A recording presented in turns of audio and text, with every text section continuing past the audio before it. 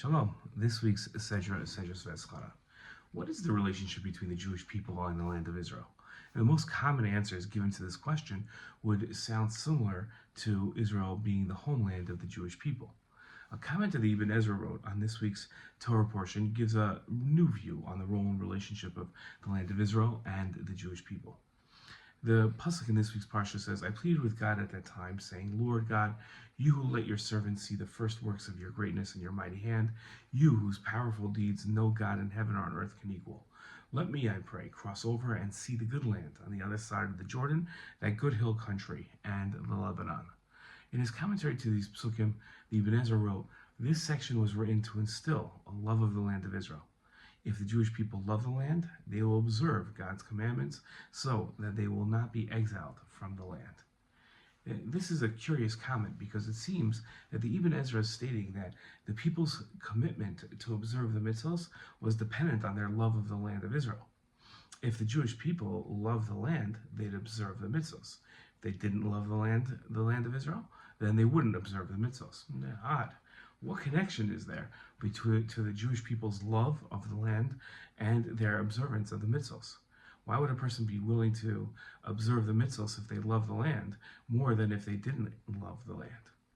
There's an often misunderstood comment of the Ramban that seems to imply that the performance of mitzvahs in Israel is obligatory, while the performance of mitzvahs outside of Israel is mere practice. The Ramban's actual teaching was that mitzvahs are designed to be observed in the land of Israel. Eretz Israel isn't ancillary to the performance of the mitzvahs, it's an important aspect of the mitzvahs. Unfortunately, the importance of Eretz Israel to the observance of the mitzvahs has largely been forgotten during the 2,000 years of exile.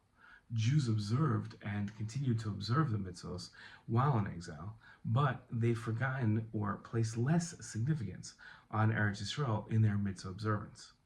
Recently, with the return of the Jewish people to Eretz Israel and the establishment of the State of Israel, the essential role Eretz Israel plays in mitzvah observance has returned to its prominent place in the Torah community. The more the Jewish people recognize the importance of Eretz Israel to the mitzvahs, the more they'll cherish Eretz Israel and, as a consequence, observe even more mitzvahs. A person will be more willing to observe the mitzvahs if they love the land than if they didn't love the land, because they'll recognize the essential connection between the land and the mitzvahs. Our generation lives in the most enlightened and comfortable time in Jewish history in over 2,000 years. It's the first time Jews have the ability to live in Eretz Israel and fulfill the mitzvahs of the land with no hindrances. Jews can not only study about the essential role of Eretz Israel, but they can put it into practice in their own lives. Now is the time to take advantage of the gift that has been given to us. Shabbat Shalom.